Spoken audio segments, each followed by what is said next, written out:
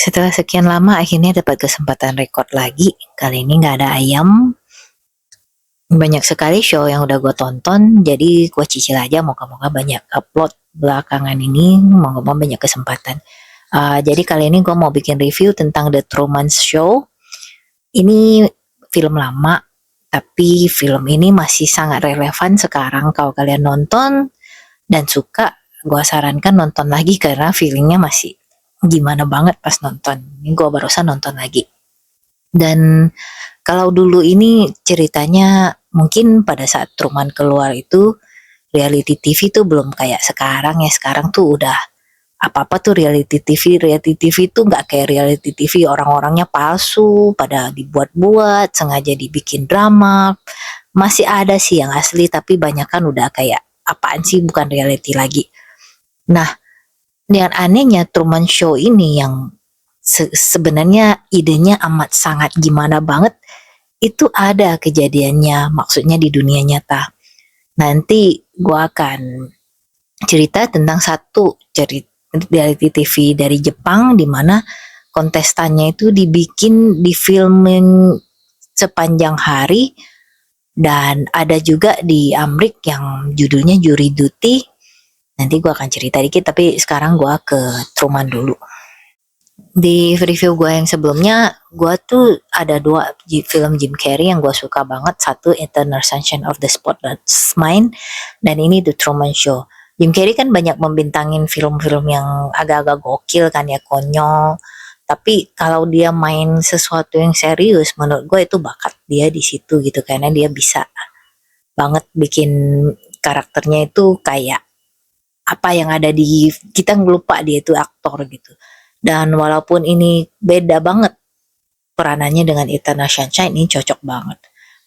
Oke, jadi buat orang yang suka komedi, mungkin suka drama, mungkin suka sci-fi, film ini tuh bisa masuk ke 3 kategori itu.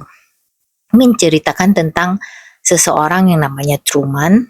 Dia itu dari kecil diadopsi sama corporation, jadi tuh dia semacam ada mereka bikin kontes gitu untuk orang-orang yang nggak mau kehamilan yang tidak dihendaki, siapa yang mau menyerahkan anaknya untuk diadopsi sama corporation ini. Dan itu pun pakai kontes gitu, jadi siapa yang menang, bayinya ini akan menjadi, ceritanya menjadi hak milik dari corporation, dan mereka memakai bayi ini untuk jadi reality TV. Jadi orang-orang mengikuti hidupnya itu selama 24 jam, tiap hari, seminggu, pokoknya kapan aja lu nyalain TV, lu bisa nonton dia. Dan jadi semua hidupnya itu dibuat gitu, dan dia tinggal di sebuah kota buatan. Sebenarnya kotanya itu semuanya dikontrol sama corporation ini yang namanya Christoph, itu dimainkan sama Ed Harris, itu juga aktor keren. Itu mereka headquarternya tuh ada di atas yang menjadi bulan dari dunia ini, kota buatan ini.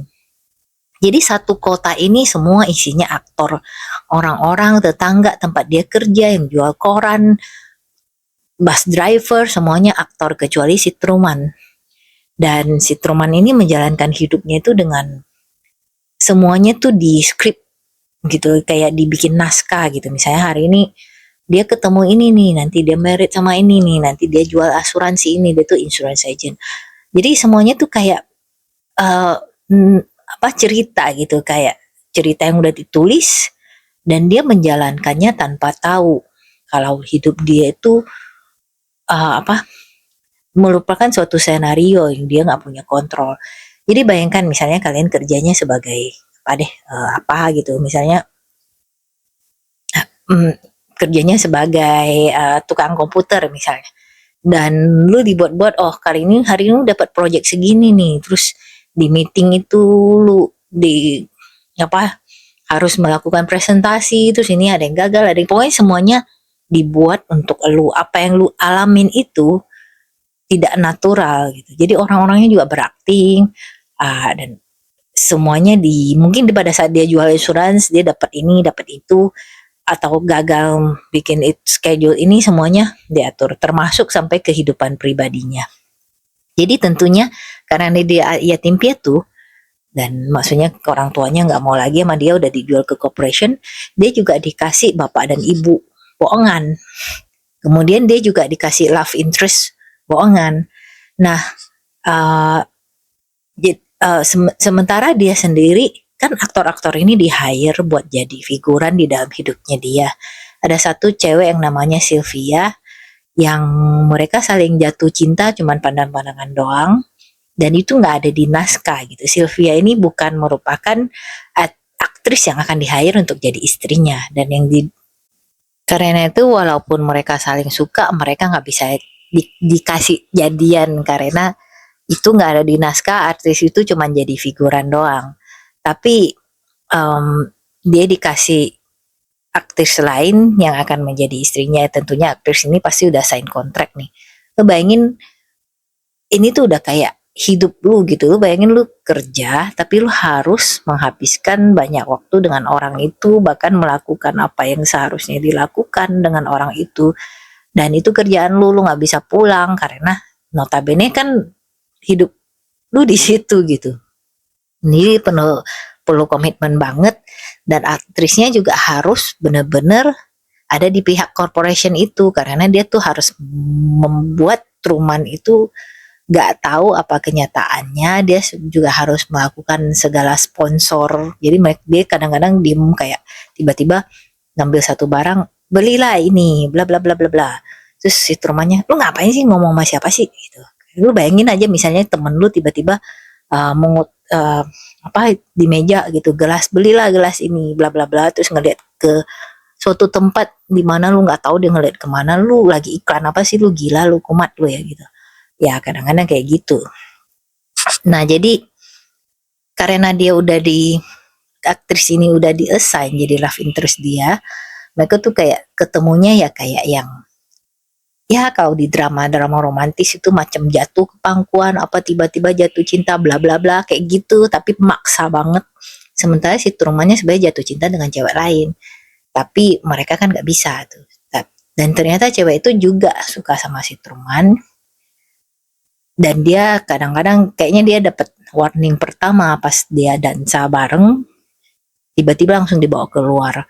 Terus ya waktu itu dia belum dipecat, dia dikasih lagi peranan untuk sebagai figuran di library. Jadi kan lu untuk bikin suasana lu harus ada dong orang-orang di background. Nah tapi si Truman mengenali dia dan mereka saling tukar note. Dan akhirnya mereka ke pantai. Ini nggak termasuk senario nih. Jadi di sini tuh ada penyimpangan. Dan si aktrisnya itu untuk kesempatan itu kasih tahu dia, lu hidup lu tuh palsu, semua orang tuh bohong sama lu gitu. Lu tuh pokoknya dia kasih tahu si Truman kenyataannya. Si Truman bingung, ngomong apa sih. Terus aktris itu langsung dibawa, pasti dipecat lah itu, dibawa dan ceritanya dengan aktor yang jadi bapaknya gitu. Bingung kan gue ngomongnya, pokoknya kalau kalian udah nonton maksud gue lu pasti tahu gitu. Nah di situ si Truman udah ngerasa, ih aneh banget, ini aneh gitu loh. Lu kalau ketemu kejadian kayak gini hidup itu mungkin lu juga mikir gitu. Tapi yang bikin dia sadar adalah kayak dia kan waktu kecil ceritanya pas belayar, bokapnya jatuh ke laut meninggal gitu. Dan itu sengaja dibuat biar dia takut air, biar dia takut bepergian. Karena mereka kan cuma bikin kota buatan itu sebatas itu. Jadi mereka berusaha untuk dia gak mau bepergian. Sebenarnya mungkin mereka itu gak pas dapat aktor, dapat si Truman, karena si Truman tuh orangnya masih kepo untuk bepergian. Kan gue punya beberapa teman kerja yang kadang-kadang gue sampai bingung gitu. Kayak dulu gue pernah punya satu teman kerja yang herannya kita selalu pulang dengan bus yang sama, dan dia selalu duduk di sebelah gue, biarpun gue udah berusaha lelet-leletan biar dia naik duluan lama, dia kasih sengaja ngosongin tempat duduk buat gue. Akhirnya gue harus duduk sama dia dan terjebak sepanjang perjalanan, dan dia berusaha sering nanya-nanya apa yang gue lakukan. Ya gue kan gak mau cuman sepihak dong percakapannya, jadi gue nanya juga apa yang dia lakukan, karena gue juga gak mau lu terlalu kepo dengan hidup gue. Tapi masalahnya dia kayak gak punya cerita gitu. maksudnya gue nggak masalah dengan orang yang mungkin uh, ceritanya terbatas, tapi dia tuh orangnya kayak misalnya ditanya, uh, lu suka nonton apa? Oh, variety show, titik. Terus gue kan harus, oh tentang apa ya? Itu kan sangat nggak gue banget, gue nggak suka variety show. Maksudnya gue nggak pernah nonton, jadi gue nggak bisa ngobrol banyak dan dia juga nggak bisa cerita banyak. Terus kadang gue suka nanya, hobi lu apa? Tidur. Selain itu makan. Itu dua-duanya yang gue nggak bisa relate. Gue makan cuma untuk hidup. Kalau gak usah makan jalan terus, ya gue nggak akan makan karena menurut gue itu buang-buang waktu. Gue tahu kalian pasti banyak yang nimpuk gue, uh, ipar gue atau teman gue banyak yang nimpuk gue karena mereka sangat senang dengan kulinari, nyari makanan kemana-mana. Jadi kalau misalnya bepergian sama mereka, ya udah gue pasrah aja, pokoknya kalian jangan kelamaan mutusinnya. Gue bisa makan apa aja selama makanan gue nggak hidup gitu. Terus kalau tentang hobinya tidur, gue juga nggak bisa relate karena gue tidurnya dikit. Menurut gue, sekali lagi mungkin kalian bakal nyimpuk gue ngerasa tidur itu banyak membuang waktu. Jadi gue cuma tidur karena gue perlu gitu. Jadi gue nggak bisa ngobrol sama dia karena gue nggak bisa apapun yang dia lakukan gak nyambung dengan gue. Tapi masalahnya kan dia kepo dengan kehidupan gue, jadi gue susah untuk ngebalikin karena jurus gue adalah kalau orang kepo banget gue balikin, dan biasanya tuh orang seneng bercerita tentang dia sendiri, jadi gue bikin mereka udahlah kalian bacot-bacot aja gue dengerin gitu. Tapi masalahnya dia nggak mau bacot dan dia mau dengerin cerita gue, sementara gue ngerasa gue nggak terlalu deket dengan dia untuk sharing terlalu banyak gitu. Dan apapun yang gue ceritakan gue juga merasa aneh karena dia nggak bisa relate gitu. Dia jarang traveling, dia jarang kemana-mana, dia nggak suka baca, dia nggak suka uh, art and craft atau apapun yang gue suka. Gue kan kasihan kalau dia cuma dengerin setengah. Anyway, jadi maksud gue gitu, maksudnya mungkin orang yang kayak gitu akan cocok dan karena mereka gak akan kepo. Untuk orang-orang kalian yang suka tidur atau makan, kalau kalian banyak kepo itu beda ya. Orang ini nggak suka kepo, dia nggak pengen kemana-mana, dia orangnya pokoknya seharian gitu doang gitu. Dan itu mungkin orang yang cocok untuk di show ini. Tapi masalahnya ke orang kayak gitu, mau nggak penonton nontonin dia terus? Ya memang skenario di Truman Show ini dibuat-buat, mungkin nanti dibikin dia uh, pacaran, mungkin dibikin dia ada kegagalan atau kesuksesan, ya bisa aja orang tetap nonton. Tapi kalau lu nggak dapet aktor yang bukan aktor, nggak dapet karakter yang menarik, mungkin juga bosenin kali. Misalnya yang tampangnya nyebelin banget kayak kalian nonton Doraemon nggak? Kadang-kadang si Giant kan kalau lagi kesel kan dia tiba-tiba tabok si Suneo kan. Suneo nanya, lo kok tiba-tiba lo nabok gua? Kata si Giant, hari ini gua kesel lihat mata lu gitu. Nah, jadi kayak gitu.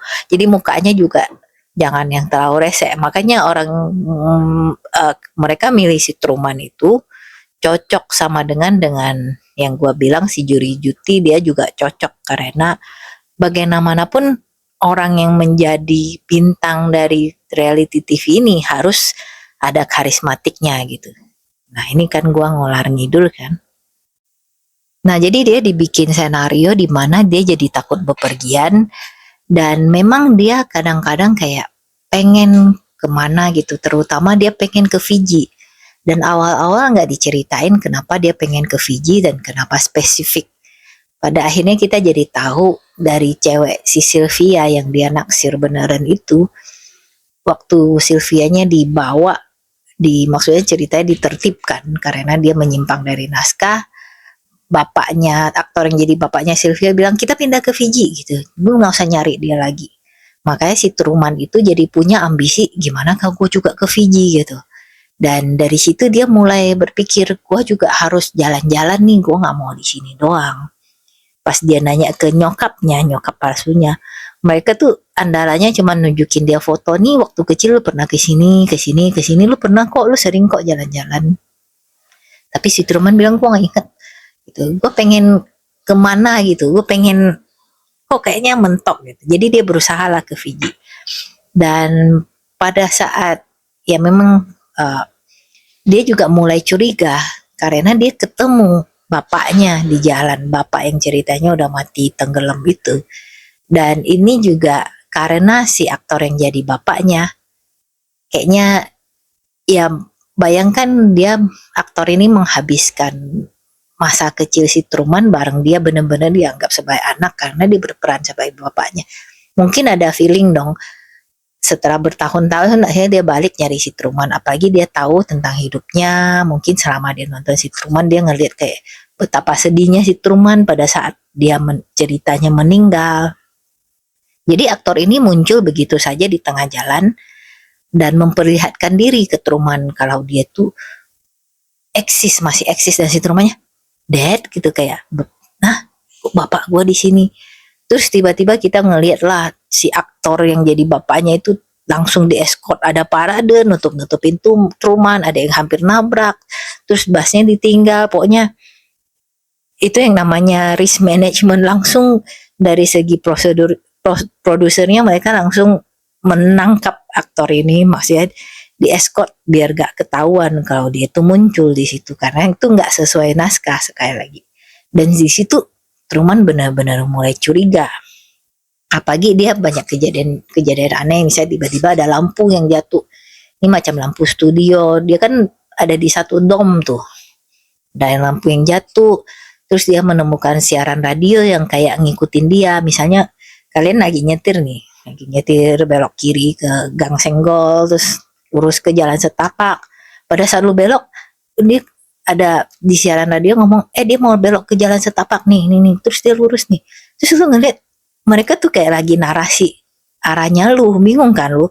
Terus lu dengerin lagi, masih kayak gitu. Dan tiba-tiba siarannya hilang, berubah jadi siaran radio pagi yang udah seperti biasa.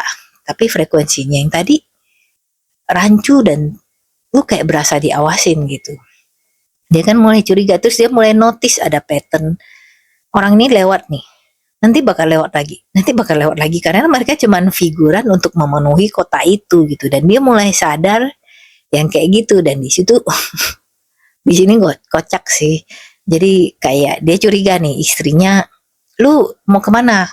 Mau operasi kan, istrinya suster tuh. Ya udah, terus istrinya pergi, dia ikutin dia ke rumah sakit itu.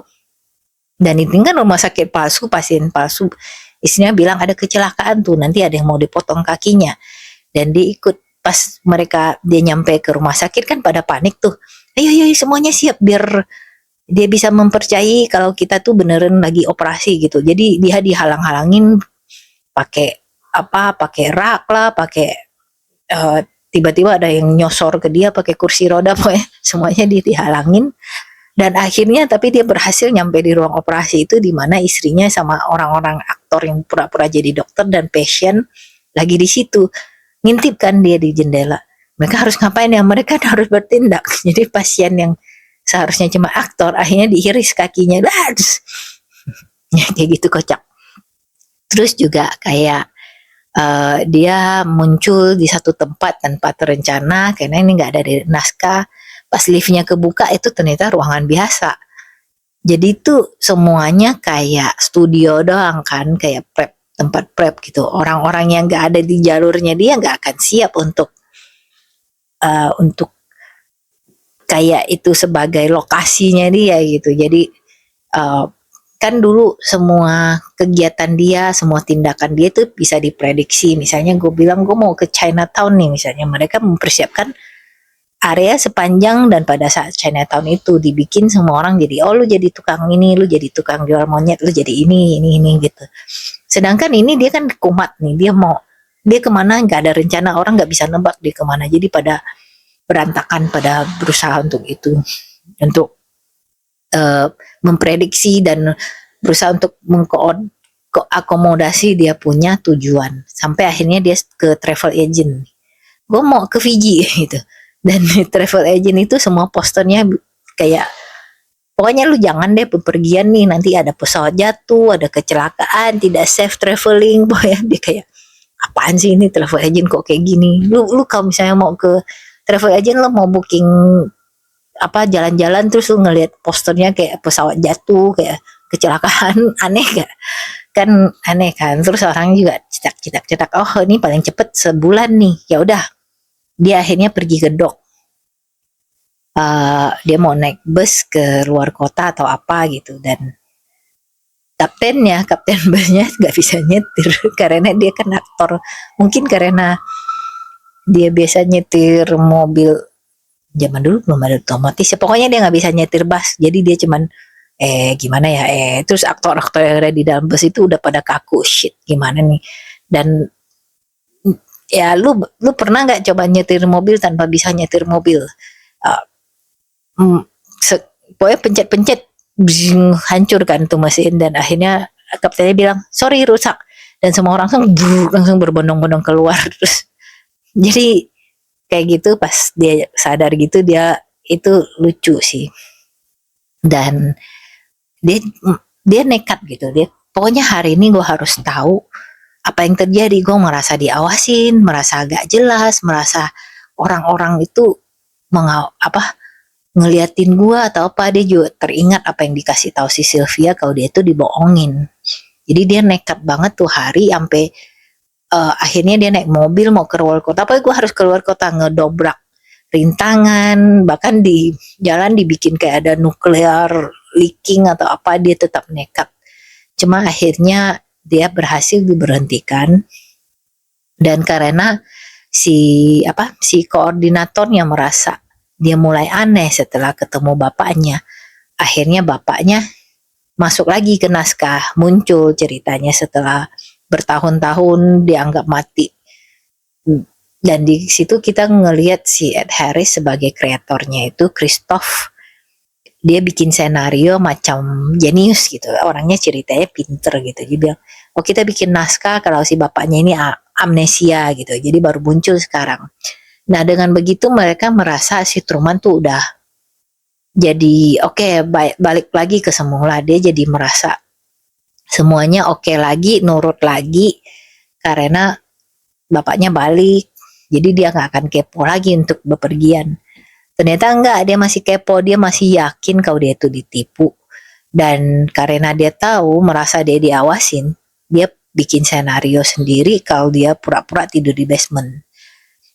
Karena istrinya kan marah tuh, karena dia ajak dia kebut-kebutan, ngelewatin rintangan. Pokoknya ini kan kayak kerjaan buat dia. Gue quit, gue gak mau lagi kerja kayak gini. Jadi ceritanya istrinya bakal minta cerai dan akan diganti dengan aktris lain. Nah karena itu si Truman pakai alasan itu untuk tidur di basement.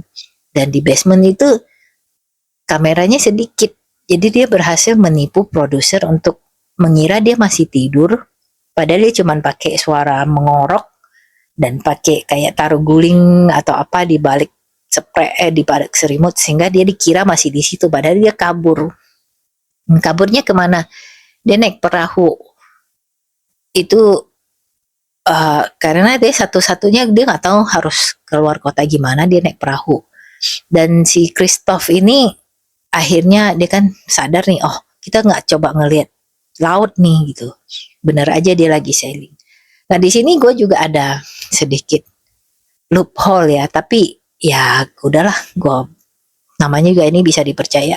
Waktu kita ngelihat si Truman terakhir kali sailing, dia tuh masih anak-anak, dan perahunya tuh kayak main-main dibandingkan dengan yang sekarang. Sailing itu tuh gak gampang, apalagi perahu segede ini sendiri.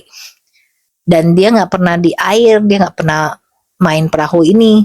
Jadi di sini agak-agak susah dipercaya. Oke, gue pernah sailing perahu yang kecil-kecil aja. Dan itu aja cukup ribet gitu, karena lo harus mengandalkan angin, lo harus tahu cara narik turunin itu, harus cara nyetir, dan perahu yang dia pakai itu lebih rumit gitu untuk seorang. Jadi gue nggak tahu kenapa mereka milih ini, tapi waktu pertama kali nonton sih gue nggak masalah. Mungkin sekarang aja gue sadar, dan ini agak menyolok buat gue loophole-nya, tapi ya sudahlah. Jadi pas dia naik perahu, si Christoph bikin badai biar dia, gimana cara menghentikan dia yang udah nekat kayak gitu. Mereka bikin badai sampai dia hampir mati, tapi akhirnya dia kasihan juga karena tadinya anak buahnya juga, lu beneran mau ngebunuh dia gitu, karena bener-bener badainya dibikin, mereka kan bisa kontrol tuh, dibikin bener-bener parah. Tapi akhirnya ya udahlah, si Kristoffnya berhentikan badainya, dan dia pede kalau si Truman itu bakal tetap ada di show. Jadi si Truman itu terusin belayar setelah hampir mati, tahu-tahu mentok, nabrak dinding, karena itu adalah di ujung kota buatannya.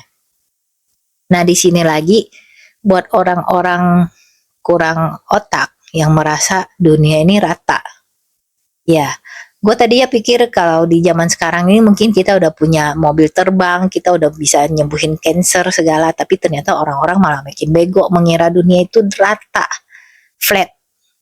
Nah, buat orang-orang yang merasa dunia rata, moga-moga kalian gak dengerin podcast ini, karena kalau begitu kalian sana lagi belayar sampai mentok, karena kayak gitulah dunia nyata. Lu bakal nemuin mentok. Sana nyari. Anyway, jadi akhirnya dia ketemu ujung kota buatan itu, dan si Christoph dengan yakinnya bilang, lu jangan keluar deh, dunia di luar itu gak baik gitu loh. Di sini aman gitu loh, lu sama gua aman di dalam dunia yang gua ciptakan untuk lu. Itu aman dan tidak susah gitu. Jadi ya lu jangan kemana-mana lah. Gue yakin lu gak akan kemana-mana. Nah si Truman udah senekat itu, dia bilang, dah jamur gitu, dadah. Dia tetap nekat untuk pergi. Itu sinopsis bla bla blanya. Dan kalau dibandingkan dengan reality TV sekarang, seperti yang tadi gue bilang, reality yang kita bikin, itu tuh banyak yang sebagai, mungkin dulu bukan maksud mereka untuk bikin itu sebagai sindiran ya, tapi kalau sekarang malah lebih cocok kayaknya nonton film ini. Misalnya semua orang jadi ikutan nonton gitu, jadi kayak invest banget sampai kehidupan pribadinya mereka juga bener-bener dihabiskan di depan TV untuk menonton ini, dan mereka juga nggak ngerasa kalau itu salah gitu. Ya mungkin kita sebagai penonton kita merasa terhibur kali ngikutin cerita orang ini, tapi bayangkan jadi orang itu di mana satu hidup tuh palsu semua gitu, dan kagak ada yang protes tentang ini. Kan kadang-kadang banyak juga reality TV yang konyol, yang sangat dipertanyakan, macam yang Japanese itu, astaga itu kan benar-benar udah melanggar hak asasi manusia kan. Mereka nggak punya hak untuk menentukan hidup mereka sendiri gitu. Mereka dijadikan sebagai komoditi gitu, dijadikan komersil gitu, dan semua ini komersil penderitaan orang lain, ketidakadilan terhadap orang lain menjadi entertainment bagi orang yang lain lagi. Nah seperti kayak gitulah reality TV sekarang atau acara sekarang, kadang-kadang banyak yang kayak gitu. Kita tuh nggak mikir lagi kalau etisnya itu gimana ya gitu, dan itu relate-nya ke dunia nyata. Terus yang lain juga kayak yang namanya iklan itu di mana-mana itu juga disindir-sindir. Terus juga kayak satu lagi yang mungkin bikin mikir, gue sering dengar orang sekarang, terutama yang setua-tua gini, bilang, dunia parah kayak gini, mungkin kita ada di dunia yang tidak nyata kali. Kalau ada Morpheus menawarkan pil merah atau biru, gue juga gak tahu mau makan pil yang mana gitu, mana yang lebih baik gitu, karena dunia sak semua gitu. Jadi kalau misalnya lu sebagai Truman, dengan kehidupan lu sekarang, lu mendingan kayak dia nggak, yang semuanya safe gitu. Lu benar-benar dikontrol, lu nggak akan kelaparan atau apa. Sementara di dunia nyata nanti dia kan harus kerja.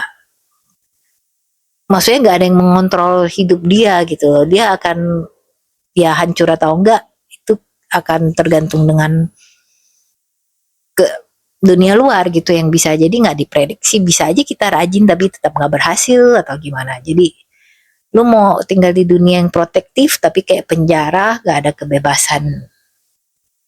Ya walaupun lu tahu atau enggak, lu gak ada kebebasan. atau di dunia di mana lo bisa melakukan apa aja yang lo mau, tapi tingkat kegagalan juga tinggi. Itu juga bisa jadi pertanyaan. Dan satu lagi, Truman Show ini, kalau menurut gue kan ini juga udah ada kenyataannya, tapi nggak seperti ini. Menurut gue itu nggak realistik dari segi bisnis. Memang si Christoph ini dibikin kayak orangnya jenius. Tapi menurut gua company terjadi di dunia nyata, mereka nggak akan mengandalkan satu orang doang. Dengan lu bayangin mereka ngebangun kota buatan, nge-hire segitu banyak aktor, segitu banyak resources, 5.000 kamera katanya untuk menjalankan acara ini. Memang mereka dapat advertisement, dapat apa, dan itu mungkin di zaman dulu yang reality TV masih jarang ya. Jadi orang ada kemungkinan nonton ini karena mereka nggak banyak pilihan lain seperti dikasih tahu di film ini. Tapi kalau di zaman sekarang, gue yakin misalnya ada orang benar-benar main-main dan nggak dihukum dan oke, mereka bikin satu buat kota buatan, terus mengadopsi bayi-bayi yang tidak diinginkan, terus mengikuti kehidupannya mereka. Gue yakin mereka mungkin bikin 100 bayi, 200 bayi, at least 50. Jadi mereka punya banyak karakter yang bisa diikutin karena mungkin ngikutin satu lu bener-bener ngandelin orang ini bisa entertaining gitu. Dari segi bisnis kan nggak menjamin kan. Terus lu bayangkan misalnya karakter yang mereka dapat bukan seseorang yang kayak Truman yang baik gitu, tapi karakter yang mereka dapat adalah pembunuh misalnya. Tahu-tahu lu ngikutin hidup orang ini terus tahu-tahu di siaran langsung dia ngendep-ngendep terus bunuh orang, ayo gimana? Atau misalnya orangnya gila, atau misalnya males, atau misalnya jahat, kan lu nggak bisa prediksi orang yang dapat gimana. Misalnya kayak yang tadi gue bilang di Jury Duty, mereka bener-bener dapat orang yang pas banget, orang yang baik, orang yang bener-bener menurut gue cocok gitu. Bayangin kalau dapat orang yang licik, mungkin entertaining juga, tapi kan maksud mereka nggak bisa kayak gitu. Atau orang yang manipulatif, mereka jadi nggak bisa menjual acara ini karena dianggap lu jadi mau mereka iklanin juga susah gitu. Dan mereka mau bikin season 2 juga susah. Lu ngikutin orang jahat ternyata kayak gini, lu mau glamorize tentang orang-orang kayak gini. Mereka harus milih bener-bener yang oke. Dan mereka untuk skala segede Truman Show, mereka nggak akan ngandelin satu orang doang. Untuk real life Truman Show, kalian Google Tomoaki Hamatsu. Itu adalah satu orang Jepang yang mengikuti ceritanya. Dia tuh tadinya mau jadi aktor atau komedian gitu. Dia ikut ikut suatu ceritanya dokumenter untuk mendokumen perjalanan dia memenangkan 1 juta yen. Jadi dia tinggal di satu apartemen, gak punya apa-apa, bahkan gak punya baju, sampai dia menang 1 juta yen. Nah, tadinya dikira itu cuma acara yang nanti akan ditayangkan setelah kelar gitu. Jadi di broadcastnya nanti. Ternyata enggak, dia tuh di live stream dan dia juga nggak tahu seberapa jauh dia harus melakukan tantangan itu karena tiap kali dia kelar golnya, mereka kasih gol baru, pindah di tempat baru.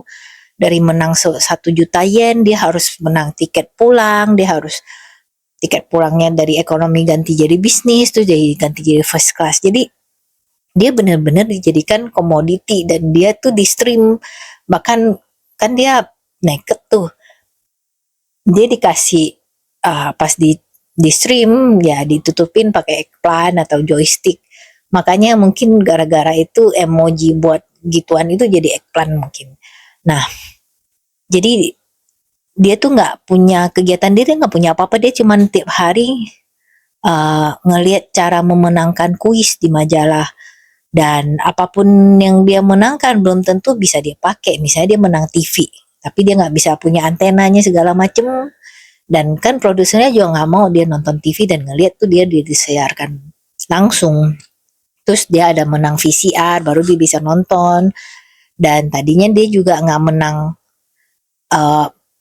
makanan, tapi biar dia nggak kelaparan, dia cuma dikasih biskuit. Sampai akhirnya dia menang beras, tapi dia nggak punya pot untuk masak, dia makan beras mentah, kadang dia makan dog food. Jadi kalau di dunia sekarang, kalau bukan di zaman dulu atau di Jepang, mungkin tuh udah ada gugatan berjuta-juta dolar kali, karena dia bener-bener dia udah malnutrisi, dia nggak punya teman sosial, dia benar-benar terisolasi untuk tinggal di apartemen itu, di live stream, nggak pakai baju, dan dengan goal yang nggak jelas, yang mungkin berbeda dengan apa yang dia tanda tangan pertama-tama.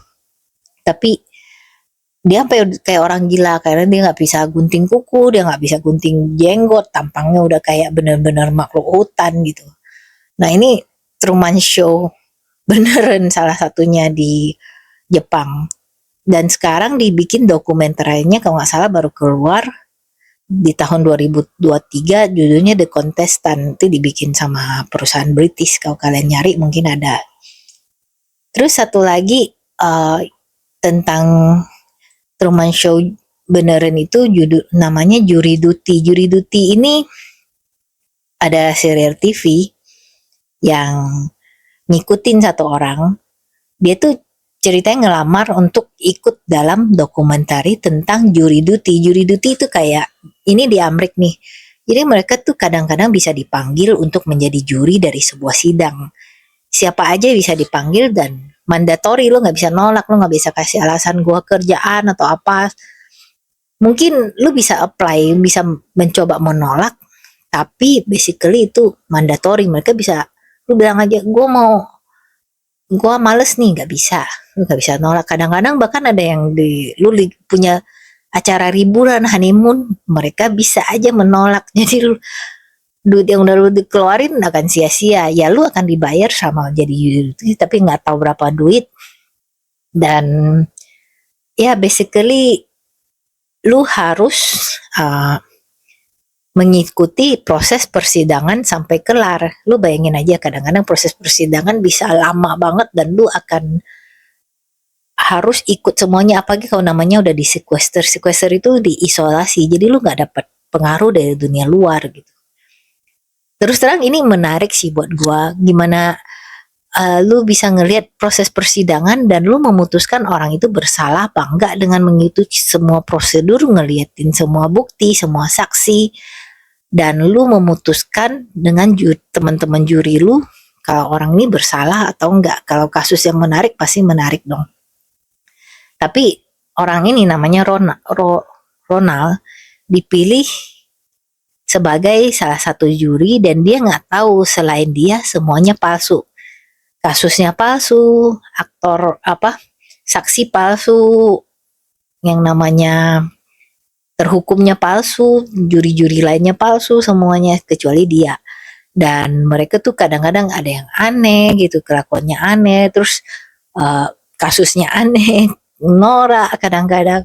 Dan dia tuh orangnya dikasih banyak banget kayak yang namanya cobaan ya. Misalnya dia disuruh jadi kepala juri, tapi juri-juri lainnya nggak behave gitu, jadi dia harus menertibkan mereka.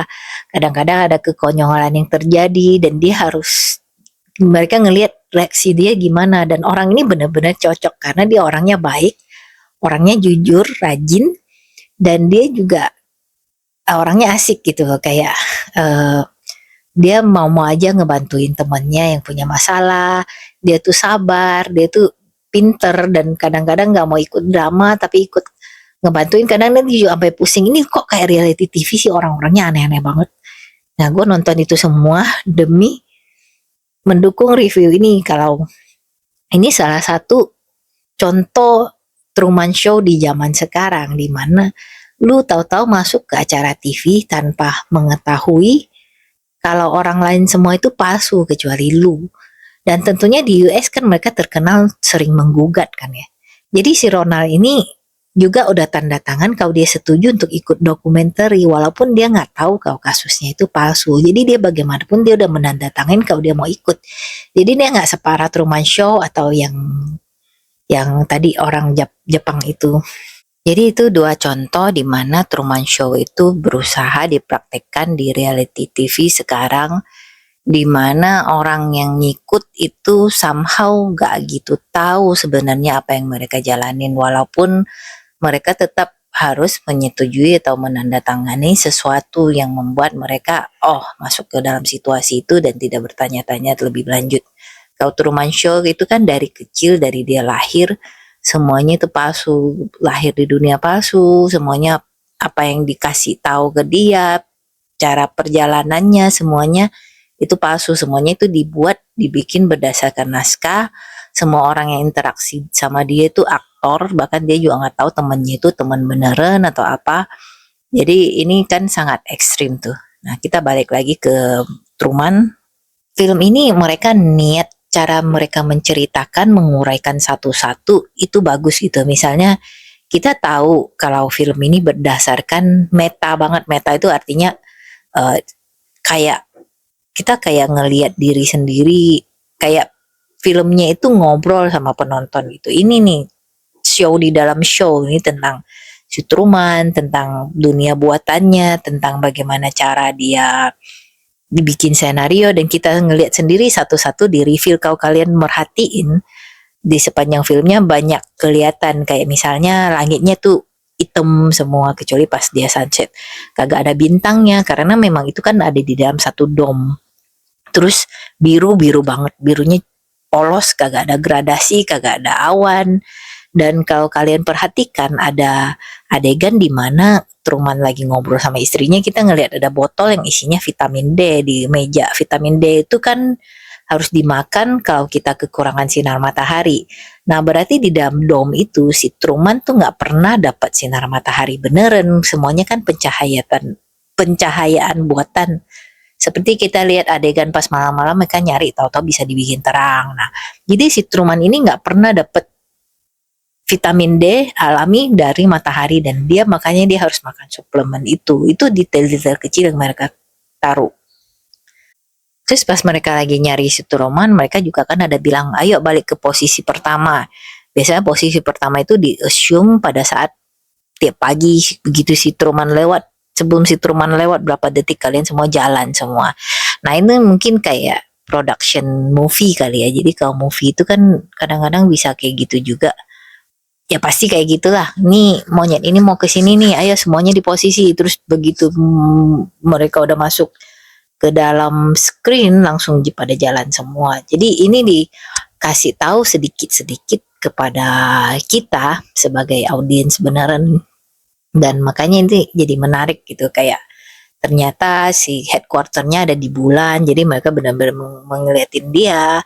Terus mereka bisa kontrol cuaca, kayak ada satu bagian di mana si Trumannya tahu-tahu hujan, tapi hujannya cuman ke dia, si Trumannya lari ke situ, hujannya ngikut, terus baru turun semua. Nah, jadi mereka bisa kontrol cuaca, kontrol pencahayaan, mereka juga punya cue, artinya pengarahan untuk aktor-aktor yang berperan di dalamnya. Terus mereka juga tricky dong, kayak majalah harus mereka update, makanya mereka harus beberapa tahun di belakang tahun sebenarnya biar mereka punya updatean majalah-majalah atau berita-berita, jadi mereka nggak usah repot mengarang semuanya. Terus juga bisa dibilang pasti kayak hutan-hutan yang mengelilingi kota itu pasti palsu, karena pasti ada endingnya seperti karena dia masuk di dalam dom. Apalagi ya, dan kalau kita lihat dari segi pencahayaan, mereka sengaja bikin kayak sitkom-sitkom zaman dulu yang kayak kelihatan banget lightingnya itu studio, kita bisa ngelihat rumputnya kayak aneh hijau, pokoknya yang lightingnya itu sengaja dibikin bagus karena ini kan acara TV gitu. Warna-warnanya keluar, istrinya selalu bermakeup terus dengan rambut yang orang beneran tuh nggak kayak gitu ya. Gue nggak tahu sih kalian, kalau gue tiba-tiba disorot tanpa ya dengan atau tanpa sadar tampangnya tuh berantakan banget. Dan ini istrinya kinclong, terus rambutnya bagus, terus karena kan dia harus selalu saling mengiklankan barang. Dan kalau kalian perhatikan, mereka kan film ini sepenuhnya banyak sekali mungkin mengandalkan viewership sama mengandalkan advertisement kan. Mereka banyak product placement itu ceritanya mengiklan di dalam TV atau show. Jadi kalian ngelihat dia iklanin coklat, mobil yang dia pakai ada Ford semua. Ini tuh salah satu iklan yang nggak terlalu menyolok gitu loh. Jadi mereka nggak menyebutkan produk itu, tapi mereka pakai produk itu di dalam film ini gitu. Terus apa lagi ya? Terus ya kayak sama kayak waktu pagi-pagi dia ketemu si kembar, terus dia didorong ke tembok biar kameranya ngarahin ke poster di sebelah dia karena mereka sedang mengiklankan poster itu. Jadi detail-detail kayak gini sangat banyak dan sangat bagus karena pokoknya menurut gue dari ceritanya, cara mereka menceritakan, satu-satu mereka menguraikan itu nyambung dan jadi satu kesatuan untuk film. Ngomong apa sih, pokoknya bagus gitu, nggak berantakan dan nggak bolong sana sini. Tapi kalau kita sadar, apalagi setelah kita tonton ulang, kita bisa ngeliat semua detailnya dengan baik gitu. Dan ini juga akan diceritakan kalau ada aja orang yang ngerasa mungkin kasihan, mungkin pengen tenar sendiri, kayak tiba-tiba membongkar rahasia itu, atau kayak bapaknya yang kasihan sama si Truman, atau kayak cewek itu yang akhirnya jatuh cinta beneran. Ada beberapa orang yang sadar kayak gitu, biarpun mereka tuh kayak ini tuh kayak kan kerjaan mereka dan mereka bisa dipecat kapan aja, tapi mereka punya naruri, punya kesadaran untuk kasih tahu dia. Dan juga si cewek itu, si Sylvia, kalau kita ngelihat background pas adegan di mana dia ada ngomel-ngomel sama si Christoph, dia tuh kayaknya lu ngelihat detailnya dia tuh berusaha untuk membongkar, mendapat support kalau orang-orang Truman Show ini kejam gitu loh. Jangan mendukung series ini, tolong kasih tahu si Truman, dia berusaha mendekati cast lain, dia berusaha kayak mendekati misalnya si tukang koran. Kalau kalian lihat background dia di papan-papan dia tuh, dia mungkin berusaha ngobrol sama mereka, kalian kasih tahu dia kayak gitu loh. Jadi gua nggak tahu, tapi masalahnya di film ini yang dikasih lihat seseorang yang menolak film ini, menolak reality TV ini cuman dia. Kita nggak diceritain tentang yang lain. Kita bahkan banyak diceritain tentang orang-orang yang benar-benar ngikutin, yang nontonin si Truman terus, yang tapi mereka juga bahkan kayak taruhan, oh ini mati nih di sini nih. Tapi pada saat si Truman benar-benar sudah free, mereka kayak mendukung. Cuman ya kita pastinya tahu kalau misalnya dilanjutin, mereka kayak aduh ngapain ya, nggak ada show yang bisa ditonton lagi. Dan mungkin aja itu akan nyambung di mana mereka minta ada show yang sama, kita kan nggak tahu, dan itu nggak diceritain selengkap itu. Jadi makanya sebenarnya kalau dibikin sequelnya mungkin bakal menarik. Sequel yang paling bagus yang menurut kayak The Dark Knight atau Terminator Judgment Day itu sequel yang berhasil, tapi sequel-sequel lain banyak yang menurut gue cuman merupakan replika dari film pertama dan tidak bikin film pertamanya jadi jelek gitu. Dan Truman Show adalah salah satu film yang gue pengen ada sequelnya. Mungkin kita bisa ngikutin orang yang seperti gue bilang, orang gila atau apa gitu, dan atau mereka lanjut ke film ini, gue mau aja nonton sequelnya. Oke, jadi gitu aja. Gue kasih rating 9 dari 10 karena gue suka film ini.